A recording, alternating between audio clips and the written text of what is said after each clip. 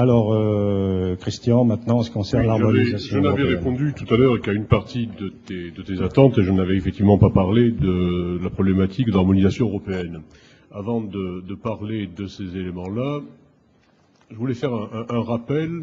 Je suis un peu comme Claude, moi, on se fréquente depuis un très grand nombre d'années maintenant. Je ne m'énerve jamais, j'explique, mais il y a quand même des fois où mes explications tendent à devenir véhémentes, et où je me dis que le principe de réalité, il faudrait le réinculquer tous les matins. J'en ai globalement assez d'entendre parler d'exceptions françaises quand on me parle des deux filières de l'enseignement supérieur hexagonal. Il suffit de se promener dans un certain nombre de pays du monde pour voir qu'il y a un très grand nombre d'endroits où il y a effectivement deux filières de l'enseignement supérieur, une filière similaire à celle des universités, qui existe partout, et une filière tout à fait similaire à celle des grandes écoles. Les particularités de la France en matière d'enseignement supérieur et de recherche, vous savez qu'on est en train de finaliser la rédaction de la loi d'orientation pour la recherche et l'innovation. Il y en a deux. La première qui me semble être liée à l'organisation même de l'université en France et le fait que le monde universitaire est un monde à sélection implicite et à interdiction de sélection explicite. Et cela nous amène au fait que la filière d'excellence en matière d'enseignement supérieur, eh bien, elle n'est pas du même côté que dans l'ensemble des autres pays du monde qui, j'insiste, ont bien au moins deux filières d'enseignement supérieur. L'autre particularité, et là je parle plutôt côté recherche, c'est le fait que en France, nous avons des chercheurs qui peuvent statutairement ne jamais enseigner. C'est-à-dire la particularité du système du CNRS avec des chercheurs qui ne sont pas enseignants-chercheurs. Ça, c'est une véritable spécificité du système français et pas du tout la dualité sur le système classe préparatoire à grandes écoles. Le système filière universitaire et puis filière classe préparatoire à grandes écoles. Puis un point sur lequel j'insiste et j'insisterai lourdement, c'est le terme de richesse de la diversité. Je crois que nous avons la chance en France d'avoir une diversité d'enseignement supérieur et que plutôt que de vouloir réduire la dualité, je reprends les mêmes termes que Claude, il est grand temps qu'on arrive à exploiter cette véritable richesse. Alors je reviens maintenant à l'harmonisation européenne. Les écoles d'ingénieurs, finalement, constituent un dispositif de formation qui est fondé sur une logique de cohérence de parcours et d'intégration de compétences sur 5 ans.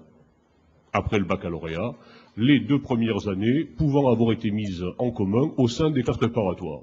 Quand vous prenez cette définition-là, vous intégrez complètement aussi bien les écoles en 5 ans que les écoles en 3 ans. Et puis si vous faites un petit peu d'histoire des classes préparatoires, eh bien les classes préparatoires ont bien été conçues comme cela. Au départ, c'était des préparations à une école donnée, puis au fur et à mesure de leurs évolutions, ce sont devenues des préparations à un très grand nombre d'écoles, jusqu'à la logique que nous connaissons aujourd'hui. Dans le système des grades, licence, master, doctorat, eh bien, les écoles offrent directement la possibilité d'accéder au grade de master et au-delà au doctorat. Et cette organisation est strictement conforme au processus de Bologne. Le processus de Bologne, il parle d'harmonisation des niveaux de sortie et en aucun cas d'uniformisation des parcours de formation. Je vous invite à aller les lire, les textes de Bologne, ils sont en ligne, il n'y a aucune difficulté particulière pour les comprendre, même s'ils sont un petit peu complexes, bien évidemment.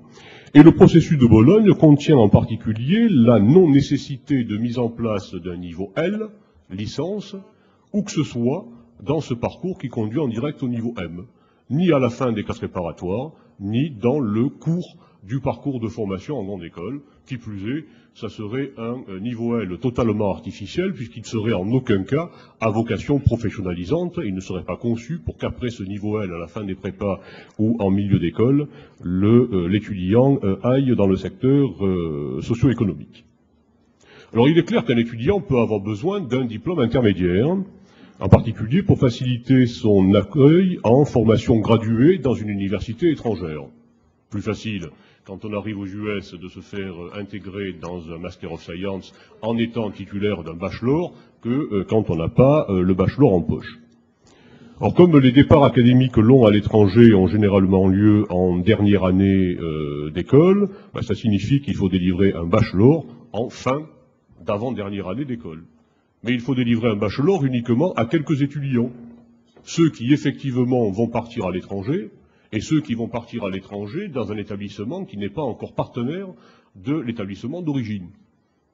Et en plus, c'est une logique qui ne dure que quelques années. Parce que, au bout de 3 ans, soit les deux établissements se connaissent, et le parchemin que je délivre à mes étudiants pour qu'ils partent à l'étranger, le président de l'université d'accueil, il le regarde même plus. Il sait que nos établissements sont de même niveau, délivrent des formations qui sont tout à fait cohérentes et reconnues de part et d'autre, donc le parchemin, il ne le regarde pas. Soit, au contraire, il ne reconnaît pas la qualité de la formation que mes écoles dispensent, et puis à ce moment-là, il ne le regarde pas non plus, le parchemin, mais parce qu'il ne lui accorde plus aucune valeur.